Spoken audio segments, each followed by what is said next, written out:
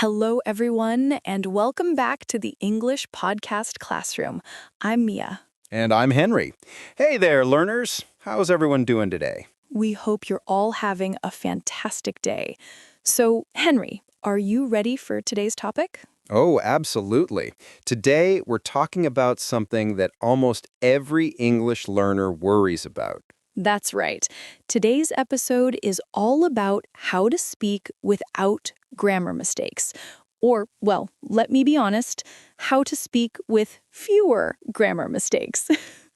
Yes, exactly. Because let's be real, Mia, even native speakers make grammar mistakes sometimes. Oh, they definitely do.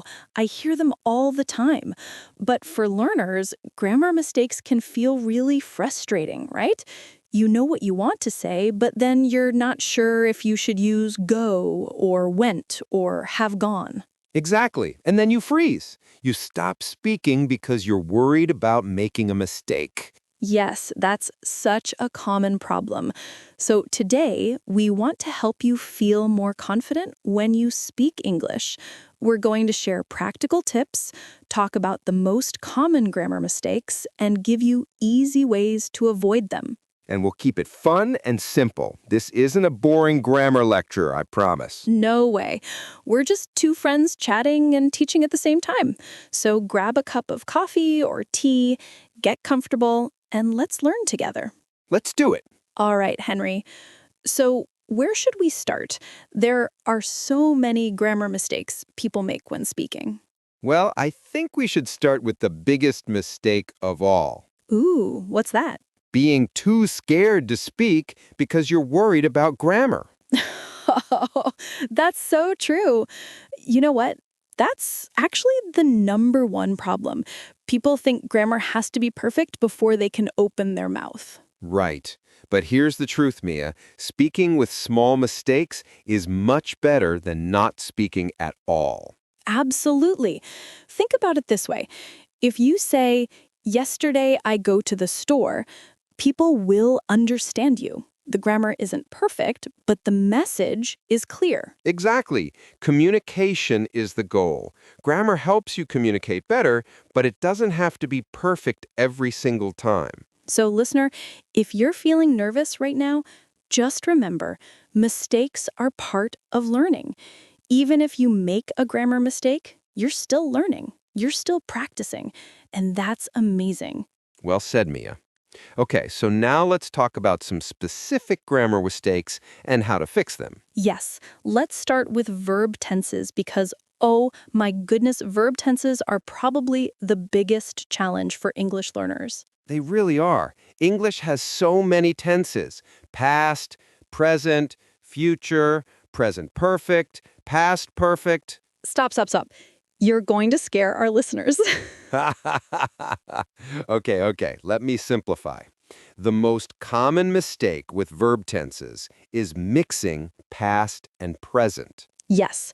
For example, someone might say, yesterday I go to the park, but yesterday tells us it's past, so we need went, not go. Right. Yesterday I went to the park. Let's practice that. Listeners, repeat after me. Yesterday I went to the park. Good. Now, here's another one. Last week I see my friend. What's wrong with that sentence, Henry? Well, last week is past time, so we need the past tense of see, which is saw. The correct sentence is, last week I saw my friend. Perfect. Listeners, repeat. Last week I saw my friend. Now, Mia, here's a tip that really helps with this problem. When you're speaking, listen for time words. Oh, yes. Time words are like little clues. Words like yesterday, last week, 2 days ago, in 2020. These words tell you to use past tense. Exactly. And words like tomorrow, next week, soon, these words tell you to use future tense. Right. So if you hear yourself say tomorrow, you know you need will or going to. For example, tomorrow I will go to the store. Or tomorrow I'm going to visit my grandma. Let's practice. Listeners, repeat after me. Tomorrow, I will call my friend. Great. And one more. Next week, I'm going to start a new job. Nice. Okay, Mia, what about present tense? That one seems simple, but people make mistakes there too. Oh, definitely. The biggest mistake with present tense is forgetting the S on third person verbs. Ah, yes, the famous S problem. Right. So when you talk about he, she, or it, you need to add S to the verb. For example, she works in a hospital, not she work in a hospital. Or he likes coffee, not he like coffee. Exactly. Now, I know this seems like a small thing. It's just one letter, but it's really important in English. It is, and honestly, a lot of native speakers will notice if you forget the S. It just sounds wrong to them. So let's practice this. Listeners, repeat after me. She works every day. Good, now try he speaks 3 languages. And one more, my cat sleeps a lot. Perfect. Now, here's a little trick to remember this rule. When you're talking about yourself, you say, I work. When you're talking about your friend, you say, my friend works. That extra S shows you're talking about someone else. I like that explanation. It's simple and clear. Thanks. Okay, so we've covered verb tenses. What's next on our list of common mistakes? I think we should talk about prepositions because, wow, prepositions are tricky. Oh, man, yes. Prepositions are probably the hardest part of English grammar. Right? There are so many little words in, on, at, by, for, with, to, and sometimes they don't make sense. Exactly. Like, why do we say on Monday, but in January? Why is it at night, but in the morning? I don't know. English is weird sometimes. It really is. But here's the thing about prepositions. You can't really learn them by logic. You have to learn them by practice and memory. That's true. But we can share some of the most common mistakes so listeners know what to look out for. Good idea. Okay, here's a big one. I'm interested in learning English, not I'm interested for learning English. Yes, it's interested in, not interested for. Let's practice. Listeners, repeat. I'm interested in learning English. Good. Now, here's another one. I'm good at cooking, not I'm good in cooking. Right. We say good at when we're talking about skills. I'm good at math. I'm good at dancing. I'm good at speaking English. Listeners, repeat. I'm good at speaking English. Excellent. Now, here's one that I hear all the time. I live in New York, not I live on New York or I live at New York. Yes, for cities and countries, we use in.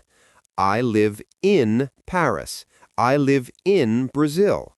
I live in Tokyo. But for streets, we use on. I live on Main Street. And for specific addresses, we use at. I live at 123 Main Street. Okay, this is getting complicated. Let me summarize. Countries and cities use in. Streets use on. Specific addresses use at. Perfect summary. Let's practice. Listeners, repeat. I live in Chicago. Now try, I live on Oak Street. And finally, I live at 456 Oak Street. Wonderful. Okay, Henry, prepositions with time are also really confusing. Oh, yes. Okay, so here's the rule. We use on for days. On Monday, on Friday, on my birthday. We use in for months and years. In January, in 2025, in the summer. And we use at for specific times. At 3 o'clock, at noon, at midnight.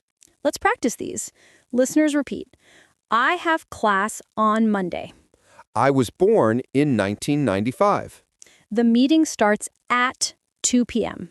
Excellent. Now, Mia, I have a question. What if someone can't remember all these preposition rules? That's a great question, Henry. Honestly, Henry, the best way to learn prepositions is by listening and reading. When you hear or read a phrase, pay attention to the preposition and try to remember it as a complete phrase. Right. So don't think interested plus in. Instead, think of interested in as one phrase. Exactly. Good at, live in, arrive at. Learn them as complete units. That's really smart advice. Okay, what should we talk about next? I think we should discuss subject-verb agreement because this is another mistake I hear all the time. Oh, yes. Subject-verb agreement means the subject and verb have to match. Right. So if your subject is singular, your verb should be singular. If your subject is plural, your verb should be plural. For example, the book is on the table. Book is singular, so we use is. But the books are on the table. Books is plural, so we use are. Now, this seems simple, right? But people make mistakes when the sentence gets more complicated. Yes. For example, what if there's a phrase between the subject and the verb, like this? The book about cats is interesting. Ooh, tricky. So some people might say the book about cats are interesting because cats is plural, but that's wrong. Exactly. The subject is book, not cats. So we need is, not are. The book about cats is interesting. Let's practice. Listeners, repeat. The book about cats is interesting. Good. Here's another tricky one. One of my friends is a doctor. Yes, people often say, one of my friends are a doctor, but that's incorrect. The subject is one, which is singular, so we need is. Right. One of my friends is a doctor. Let's practice. Repeat. One of my friends is a doctor. Perfect. Now, Mia, what about words like everyone, somebody, or nobody? Those confuse people too. Oh yes, these words are singular, even though they feel like they're talking about many people. Right. So we say everyone is here, not everyone are here. Somebody has my pen, not somebody have my pen. Nobody knows the answer, not nobody know the answer. Let's practice these. Listeners repeat. Everyone is here. Somebody has my pen. Nobody knows the answer. Excellent. Okay, Mia, I think we should talk about articles next because articles are so confusing for learners. Oh my goodness, yes. Articles, a, an, and the, these tiny words cause so many problems. They really do. And you know what's funny? Some languages don't even have articles. I know. So for speakers of those languages, articles seem really strange and unnecessary. But in English, they're super important. So let's break it down. First, when do we use a and when do we use an? Okay, so a comes before words that start with a consonant sound. A book, a car, a university. Wait, did you say a university? But university starts with U and U is a vowel. Good catch, but it's not about the letter. It's about the sound. University starts with a U sound, which is a consonant sound. So we say a university, not an university. Ah, that makes sense. So an comes before words that start with a vowel sound. An apple, an elephant, an hour. Yes, and notice an hour. Hour starts with H, but the H is silent, so it sounds like it starts with the vowel. That's why we say an hour. Clever. Okay, so the rule is listen to the first sound of the word, not the first letter. Exactly. Let's practice. Listeners, repeat. I ate an apple. She drives a car. She's taking an exam. They're staying at a hotel. Perfect.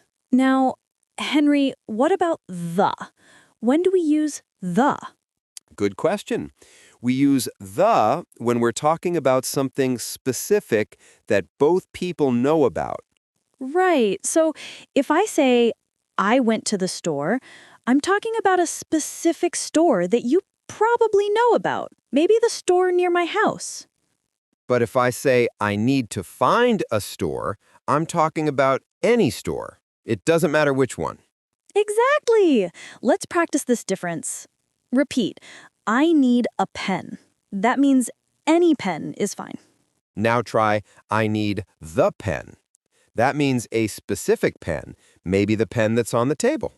Perfect! Here's another example. I want to watch a movie. Any movie is fine. But I want to watch the movie means a specific movie, maybe the one we talked about yesterday. Perfect! Now, there's another rule about the. We use the when there's only one of something. Like the sun, the moon, the president, the internet. Right. There's only one sun, so we say the sun. We don't say a sun. Let's practice. Listeners, repeat. The sun is bright today. I read about it on the internet. The moon is beautiful tonight. Excellent. Okay, Henry, here's a common mistake. People forget articles completely, like saying, I need pen, instead of, I need a pen. Yes, that happens a lot. You usually need an article before a singular countable noun. Right. So, I need a pen, not I need pen. She's a teacher, not she's teacher. Let's practice. Listeners, repeat. I need a pen. She's a teacher. He's a student. That's a good idea. Perfect. All right, Mia, I think we've covered articles pretty well. What's next? How about word order? Because in English, word order is really important. Oh, yes. In some languages, you can change the word order and the meaning stays the same, but not in English. Exactly. In English, word order tells us who is doing what. For example, the dog bit the man is very different from the man bit the dog. Yes, those sentences have the same words, but the meanings are completely opposite. Right. So in English, the basic word order is subject, verb, object. First, who is doing the action, then what is the action, then what is receiving the action. For example, I love pizza. I is the subject, love is the verb, pizza is the object. Perfect. Now, where do adjectives go in English? They go before the noun. Right. A red car, not a car red. A beautiful house, not a house beautiful. Let's practice. Listeners, repeat. I have a red car. She lives in a beautiful house. They ate a delicious dinner. Great. Now, what about adverbs? Where do they go?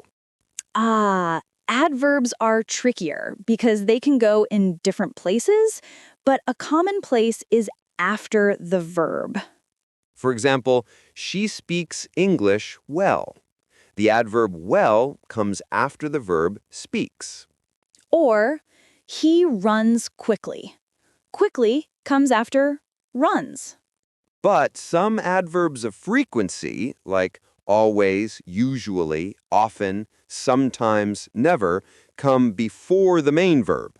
Right. I always drink coffee in the morning. Always comes before drink. She usually goes to bed at 10 p.m. Usually comes before goes. Let's practice. Listeners repeat, I always eat breakfast. He never watches TV. They usually study at night.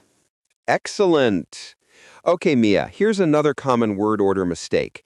The position of very or really. Oh, yes. So very and really go before the adjective or adverb. Right. It's very cold, not it's cold very. She runs really fast, not she runs fast really. Let's practice. Repeat, it's very hot today. This book is really interesting. He speaks really well. Perfect. All right, Mia, we've covered a lot of grammar points. Should we talk about some tips for avoiding mistakes? Yes, let's do that. So, listeners, we've shown you many common mistakes, but how can you actually avoid these mistakes when you're speaking? Great question. Here's my first tip. Slow down. Oh, that's such important advice. When you speak too fast, you're more likely to make mistakes. Exactly. And here's the thing. Native speakers don't speak super fast all the time. It's okay to take your time and think about what you want to say. Right. Speaking slowly also gives you time to check your grammar in your head. You can ask yourself, is this the right tense? Did I add the S to the verb? Exactly. So don't worry about speed. Focus on clarity. Great advice. Okay, here's my tip. Practice self-correction. What do you mean by that? Well, when you notice you've made a mistake, correct yourself right away. For example, you might say, yesterday I went to the store. Ah, I see. So you catch your own mistake and fix it immediately. Exactly. This is actually a great habit because it trains your brain to recognize mistakes. That's smart. And you know what? Native speakers do this all the time. We make mistakes and then we correct ourselves. Yes, it's completely natural. So don't feel embarrassed if you need to correct yourself. Right. It shows you're paying attention and trying to improve. Okay, here's another tip.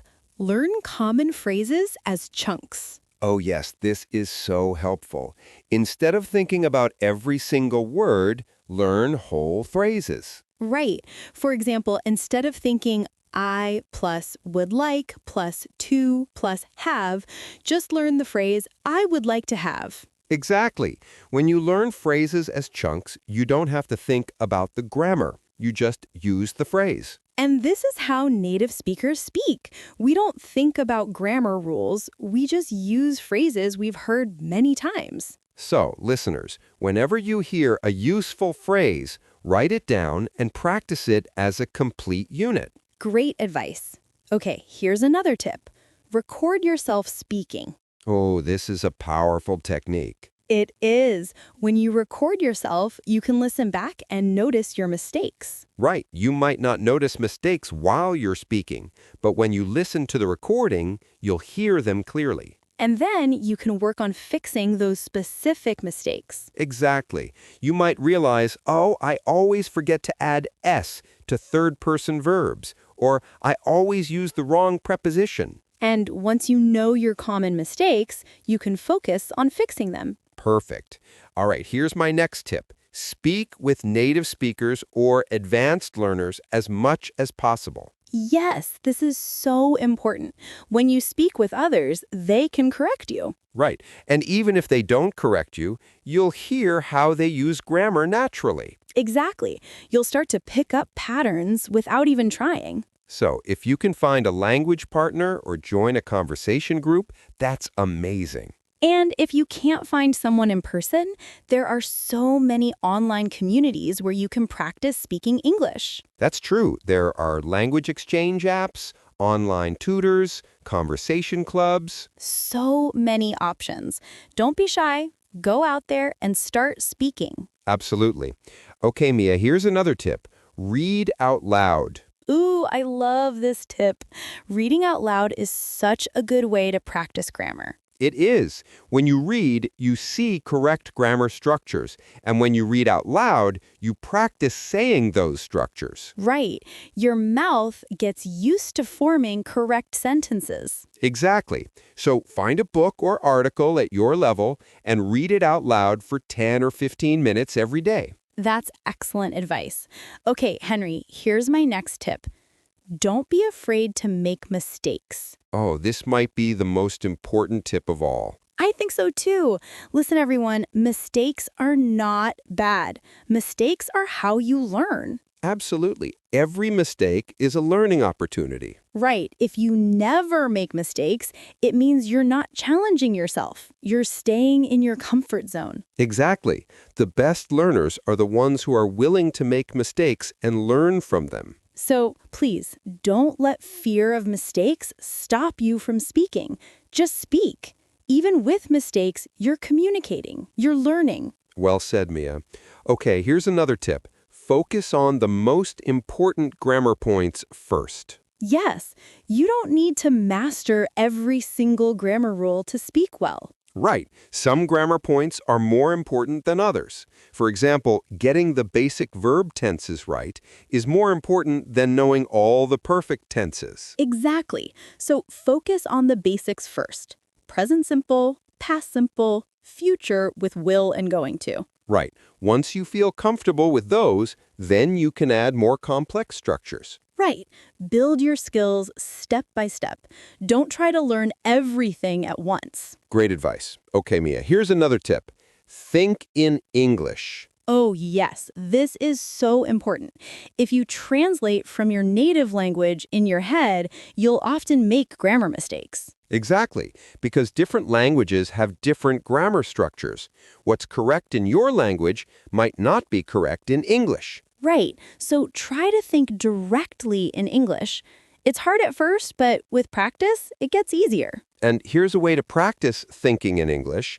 Describe what you're doing in your head. Oh, that's clever. So while you're making breakfast, you think, I'm making breakfast. I'm putting bread in the toaster. I'm pouring coffee. Exactly. This helps your brain get used to forming English sentences naturally. I love that. Okay, listeners, try that today. Describe your actions in English in your head. Great. All right, Mia, or do we have any more tips? Let me think. Oh, here's one. Use apps and tools to help you. Yes, there are so many great apps for learning grammar. Right. You can use grammar practice apps, flashcard apps for learning phrases, or even AI chatbots to practice conversations. And many of these apps will correct your mistakes and explain why something is wrong. Exactly. So take advantage of technology. Absolutely. Okay, here's my final tip. Be patient with yourself. Oh, this is so important. Learning a language takes time. You're not going to master English grammar in a week or a month. Right, it's a journey. And you know what? Even after years of learning, you'll still make occasional mistakes. And that's okay. Absolutely. The goal isn't perfection. The goal is communication and continuous improvement. Well said, Mia. Okay, Mia, I think we've shared a lot of great information today. We really have. Let's do a quick review of the main grammar points we covered. Good idea. So first we talked about verb tenses. Remember to pay attention to time words. They tell you which tense to use. Right. Yesterday means past tense. Tomorrow means future tense. And don't forget to add S to third-person verbs in present tense. She works, not she work. Then we talked about prepositions. Remember, interested in, good at, live in a city, live on a street. And for time, on for days, in for months and years, at for specific times. We also covered subject-verb agreement. Make sure your subject and verb match. Singular subject, singular verb. Plural subject, plural verb. Right, and words like everyone, somebody, and nobody are singular. Then we discussed articles. Use a before consonant sounds, an before vowel sounds, and the for specific things. We talked about word order. Remember, subject, verb, object. And adjectives come before nouns. And finally, we shared lots of tips for avoiding mistakes. Slow down, practice self-correction, learn phrases as chunks, record yourself, speak with others, read out loud, and don't be afraid of mistakes. Wow, that's a lot of information. It is, but remember, you don't have to remember everything right now. Just pick one or two things to focus on and practice those. Exactly. Small steps lead to big progress. Absolutely. All right, everyone, we're coming to the end of loved today's episode. I hope you learned something useful today, and I hope you feel more confident about speaking English. Remember, the most important thing is to practice. Don't worry about being perfect. Just start speaking. Yes, every conversation is practice. Every sentence you speak is helping you improve. And you know what? The fact that you're listening to this podcast shows that you're serious about learning English. That's amazing. It really is. We're so proud of you for taking the time to improve your English. So keep going, keep practicing, keep making progress. And remember, mistakes are okay. They're part of the learning process. Absolutely. Every mistake teaches you something. So true. All right, everyone, before we go, we want to ask you to do something. Yes, if you enjoyed this episode, please subscribe to the English Podcast Classroom. We create new episodes regularly to help you improve your English. Topics include grammar, vocabulary, pronunciation, and more. So make sure to subscribe so you don't miss any episodes. And if you're watching on YouTube, please give us a thumbs up and leave a comment. We love hearing from our listeners. Yes, tell us, what grammar point do you find most difficult? What should we talk about in our next episode? We read all your comments, and we use your suggestions for future topics. So please share your thoughts with us. All right, everyone, that's all for today. Thank you so much for listening. Keep practicing, keep learning, and keep speaking English. Until next time, this is Mia. And Henry. From the English Podcast Classroom. Bye, everyone. Goodbye. See you next time.